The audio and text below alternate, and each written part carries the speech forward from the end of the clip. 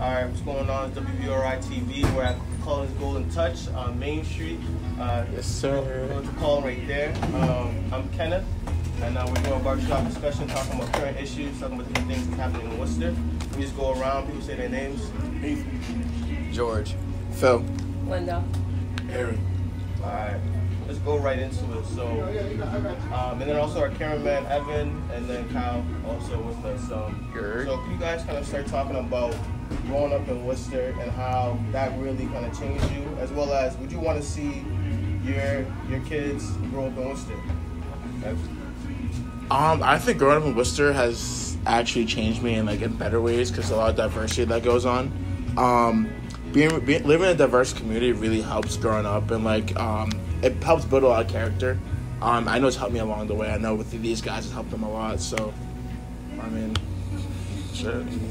I've been in Worcester for 23 years, so growing up in Worcester, especially in this area, there's a lot of things that for me personally, I think there's things that I've sort of seen and should see, I'm growing up. It taught me a lot. Yeah.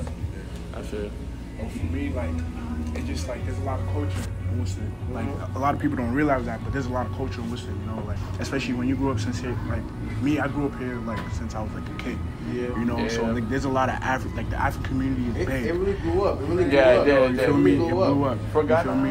Yeah. It's crazy. big here. Dudes used to be African booty scratch. It's big here, Alright, so even just thinking about Worcester, right? How did that make you guys feel seeing everybody in the Black Lives Matter protest? I know we just did the BLM mural. Does that seem like there's different stuff really coming in Worcester, or is that performative to you guys? I think the artists that put it on did a great job, but it obviously doesn't stop there. We still have to apply pressure on our councilmen and our elected officials. So I think it's great to get the artists that put the mural on together, get them recognition, put all their other work on display as well, but we also can't just settle for that. So I wouldn't say it's performative, because the people behind it were doing a great thing for kids growing up to see that, okay, my life does matter, Black lives do matter. So it's a great thing to have that, and it's a great representation of Worcester altogether, but it also, like I said, it doesn't stop there. All right. Anything you guys got to say about that? What do you guys think about this mural? You all think it's something really showing Worcester together, or is it just I thought it was great that they were able to put together such a beautiful mural, but I think it should be symbolic of a bigger change happening in Worcester that I haven't necessarily seen yet from the councilman, so that's something that should definitely come soon after. I feel. Okay. Has any racist incidents or any things growing up in Worcester really shaped the way y'all really think about either black people, white people, or anybody in between? I feel some racist incidents have happened to me before, but I think I was too young to even notice what that even was. Now, now I think I can put that stuff out easily. But I think back in the day, I feel I wouldn't have noticed someone was being racist to me. I grew up in a white neighborhood, so that shows never. When you're a kid, you don't know as much. Yeah, you don't know as much. It's more passive up in the north, so you don't know when someone's being actually racist to you or not, as compared to the south where it's more explicit. And you're also a child, you don't know who's worrying about crayons and other things. Game, what's the next game? Exactly. Yeah, facts. Right, exactly, right. So but there is a divide, I would say, or not even a divide, but you can see the difference in the different general locations of Worcester, the west side, the south side, north, east side.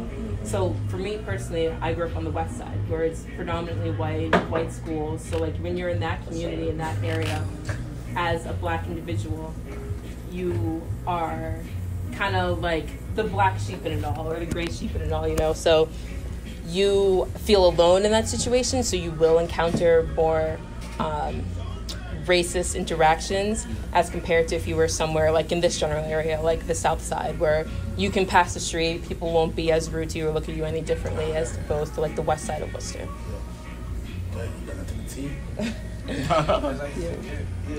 Even going off of that, how do you guys view the police? When y'all see the police car pull up behind y'all see a police officer walking, How do y'all view the police? Honestly, I feel like most of the time they're just bored. You know, like yo, we could literally like just be doing like I don't can I like swear? I don't know if I can. Yeah, but you might have to. Yeah, okay. Well, but you know, yeah, like I said, most of the time they're just bored, man. Like we could literally just be in the car doing nothing or just walking, nothing, and it's you know they feel like they see this, it's like why do you have to come talk to us? Like for example, I came out of my house about a few weeks ago and I was going to the protest actually. No, my fault. I was actually going to my friend's house, and then there was a cop that happened to actually be outside of my house for I don't know for what reason. But I came outside to go to my friend's house, and then all of a sudden, hey, how you doing? He comes out the car. The whole time he's in the car, the minute I come outside, he gets out the car and starts questioning. So it's like, But I feel like Worcester cops really aren't all that bad, you know, compared to like in other comparison to town cops. other, Right. definitely in Right. comparison for Like sure. I feel like they get it, you know what I'm saying? Because Right. like you have to get it to be a Worcester cop, you know. Like, all the, I feel like you might not even see what they might be doing behind the scenes. That, Yeah, oh, that is true. 100%, That is true. 100%. You don't know. Especially growing up, like it's like we try like our best to avoid the police, you know. Of So, course, yeah. like, we try our best not to have any interaction, and if we do, like we did, it'd be like quick because we're out of it. And they play favoritism with black people they interact. Like for me, I'm like again, I'm speaking from experience, but I was in the car, and I was driving with my brother, and we both had on a UMass football hoodie, and we got pulled over because we were speeding. We were probably like 10 miles over the speed limit or whatever, and we were like, we were obviously scared because it was a cop, and the cop noticed that we were wearing UMass football. And his whole mood changed. He was like, "Oh, you guys are good. Like, I love UMass football." And we were like, "That would have never happened if you weren't wearing the UMass football." I'm telling you. Yeah. But even like with that, right? It's like a lot of dialogue doesn't happen for people to even know what's going on. So is this a police issue or is this a black and white issue? You guys know.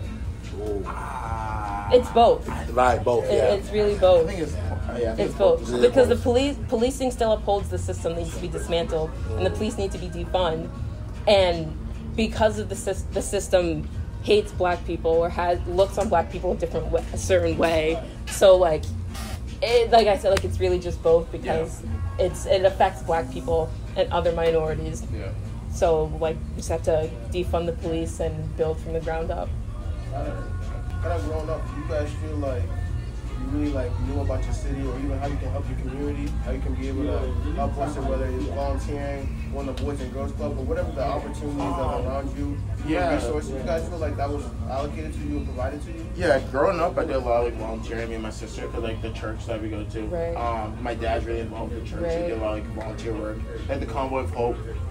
We'll go to like the park near Clark and give out free groceries to the people who are less fortunate. It was really nice and stuff like that. And like a whole bunch of other things. Yeah. We'll go to like what was that company? The bread company. Pepperidge Farm, I think. Pepperidge Farm, something like that. Yeah. We'll go there and get like bread, like donuts, stuff like that. Bring it back to the church. So Sunday morning after the service, we'd like give it out for free. Like, Right. So it was basically because our dad had that connection, had that established leadership within the Ghanaian community in Worcester. It was able for us. We were able to early on be, I guess, like indulge in helping out and like really put out there from an early on that like we as well should be leaders and help out other people that look like us and everyone else as well. For me, it's like growing up, like my childhood, the boys and stuff like this, like my childhood, you know. So what's it called? Like they have a lot of like charities, like funds, you know.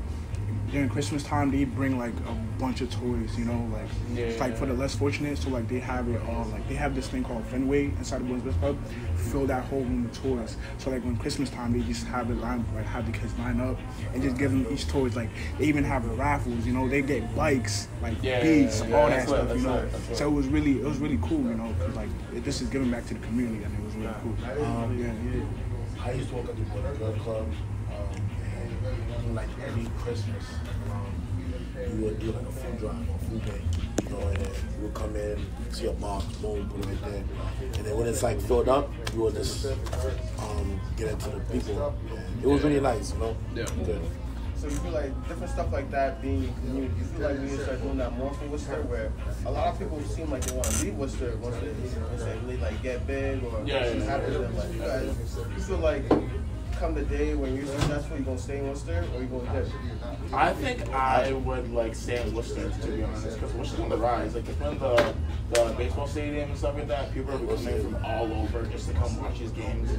And like, but all right. So I want to counteract that. But is Worcester being on the rise, is that gentrification? Because is it helping out the people who don't have the funds to like have lived their daily lives to the fullest possible?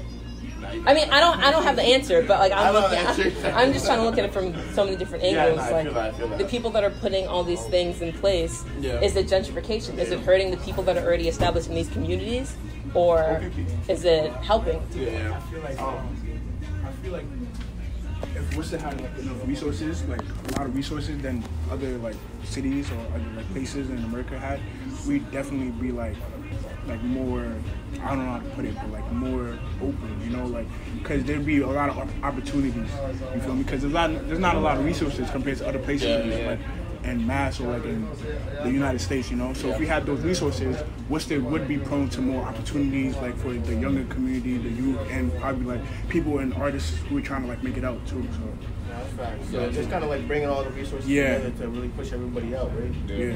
And some late boys, what you guys gonna say? Y'all gonna stay in Worcester when you make it big and whatever you do, or you feel like you're gonna dip? Gotta leave. Exactly. I gotta leave. So back it up. Why? I mean, I gotta explore though. It has nothing to do with Worcester itself. It's just like I've been in Worcester my whole life, so like, I don't want to stay in Worcester after I know I could leave too. Yeah. What you think, my man? Like, I want to explore and get out too, but I want to come back and give game to like the people who's trying to make it too. Like, I'll leave, but I'll definitely come back and give game to the young bucks that's trying to come up and shit like that. I feel that. What you want to teach for? So kind of going back to like schools, coronavirus, because this is something that changed our whole lives. Even though we're not wearing masks right now, but you know what I'm saying. You guys feel like our regular lives are gonna go back to normal soon, or is this gonna be the new normal? Yeah, this is the new normal. Like, you can't go back, you know. So like, there's been a lot of changes since coronavirus. Like, I don't think like we can come back from that. Yeah. But it's our job to like push forward and like make changes, so like it can better us as a community. You know that. Yeah, I think once they come out with like a vaccine, like people are still gonna like be like stressed out about it. You know what I'm saying? Even though there's a cure, people are still gonna be on the edge about it. You know what I'm saying? Yeah, like is colleges and like high schools, middle school, are they gonna be the same, or like it's gonna be dramatically different? Because they're doing different shit throughout. Like colleges, some colleges are going back, high schools and middle schools are going back. It's like it's mad weird. Like, you think it's gonna be dramatically different? It might gonna be different, yeah. Yeah, it definitely is. I just think it's gonna be different, but it's like you will start to see like certain like things will go back to normal, but it's just not gonna be the same as it was before. But that's what I believe. Okay. And then just kind of talking on that and going to college. So there's a lot of resources that are really like kind of given here and there. How can we let our students and then our youth really either want to go to college or pick up another thing where they can be like, yo, this is my thing. I'm about to really like indulge in it. So they don't gotta go say after high school not do anything in their lives. Yeah. Like, what can we do for Worcester so people can just be straight after they graduate or whatever they want to do? I guess in having events, if it's possible, like at a park or something, having guest speakers that represent the community that are able to speak about what they have done for their lives that aren't college, or whether it is college or not, to just show a different example for other kids out there that are confused about what they want to do, for them to be like, oh, it's possible for me to be an artist or a hairdresser or a barber or, I don't know, an engineer, anything that doesn't have to necessarily mean that you do go to college. Yeah, but also you don't have to go to college to be successful. Exactly. Like that's like the status quo now, but like you really don't have to. There's so many ways. There's people. Sorry for calling out, but you know, like there's people that you know have gone to college and still working at a 9-to-5 job versus people who you know like went to school but didn't finish, and then they're multi-millionaires. Like bro, you didn't go to college. You know, but I think personally it depends if you want it. You know what I'm saying? If How bad do you want it? Exactly. Yeah. So Because you're also putting yourself in like mass amount of debt as well. Correct. So you don't know after college if you're going to be able to afford all the debts you have to pay. loan, Right? yeah. Exactly. So like we really don't got like you guys don't feel like we got our students in the right place with all this debt. Like is college preferable to people, or like just coming out of high school we got all this bread on your head? Is that something? Because then it really makes people think: should I go to college or should I just make bread right away? yeah, I mean, I went straight right into college. You know, because honestly, I had this dream of going pro football. But other than that, it's like I was like, you know what? If I do this now, I'll get over it. You know, I won't have to worry about it. But I don't know. I mean, it teaches people to, I think, responsibility. That's what I think. Because now I'm paying for it now. I'm paying for the student loans and everything like that. So it's something to teach the kids how to be responsible. Alright. Something a little light. What high school produces the best athletes in the city? Like we talk about basketball, football. But isn't like everyone Jordan here? Which high school? Oh, gotcha. I can't, like, you can't really say that one high school produces like the best athlete. But because this athletes can be like, whether you want to believe it or not, it's athletes. Every school, yeah. But each school is different because some schools have more resources than others. You know, like St. John's is at the top. Yeah. You feel me? Then comes Doherty, you know, and then there comes like other schools like Springfield. But there's athletes in every school. You know, there's some schools that really have the resources to really push their like athletes out there and get them like the recognition that they deserve. Yeah, that's you know what I'm saying? Like, Yeah, exactly. Like, when he was on the field, dude, coach was like, yo, man. I look at him in the NFL with the Broncos. Yes, sir. That's nuts. That's crazy. So, I don't know. Again, it's like, it's how bad you want it too. How bad you want it. You could be this crazy athlete, but it's like, you're not really put in the work. Yeah, exactly. Yeah. So kind of going back on what Linda was saying, right? So there has been a lot of like dialogue on colorism, right? So either maybe kind of fetishizing maybe light-skinned girls, maybe fetishizing dark-skinned girls. So what's kind of like your view on that? Do you guys feel like you kind of fetishize either whoever you are, different like shades of color within? I mean, like, I wouldn't treat any other shade any differently. Like, yeah, if I see, like, a dark-skinned girl, I'm not gonna treat her differently from, like, a light-skinned girl, you know what I mean? Because, like, I'm dark-skinned myself. I'm dark as they come. Like, why would I treat someone else differently, you know what I mean? But, like, I mean, I get what Linda's saying with that Would question. you be able to call out one of your boys if they were being colorist? Yeah, of course. I've done it before. Like it's like I'm not embarrassed of it. You know what I mean? Because like, why wouldn't I stand for something that I believe in? You know what I'm saying? So. Okay, and also within that, is that them being colorist or is that preference? Where's the line? Where's the line drawn? Does anyone want to talk about that? Preference. I would say for preference, how do I make this very generic? Like, if you have a vast variety of tastes, I guess. Or maybe that's not even preference. I feel like when it comes down to you really only like and are catering to this specific color or look, then that's when it becomes colorism, and you just completely disregard the other skin color of women and possibly don't say anything to uplift them either, or when you encounter them you have you don't try to amplify their voice at all. You just come with them like a very distasteful manner. So I feel like that's where I would draw the line. With everyone I know it's very different, but coming from my experience, that's what I would say. We just kind of talk about voting real quick. So you can vote from home this upcoming election now because of the mail-in ballot laws. I just want to ask everybody, if you just go around, you feel like your vote matters? Like either you being young, you being black, you being white, do you feel like your vote matters? I mean, here, not really. Only because like all the problems we face, like the social injustice and all that, doesn't really happen in Worcester or in Massachusetts.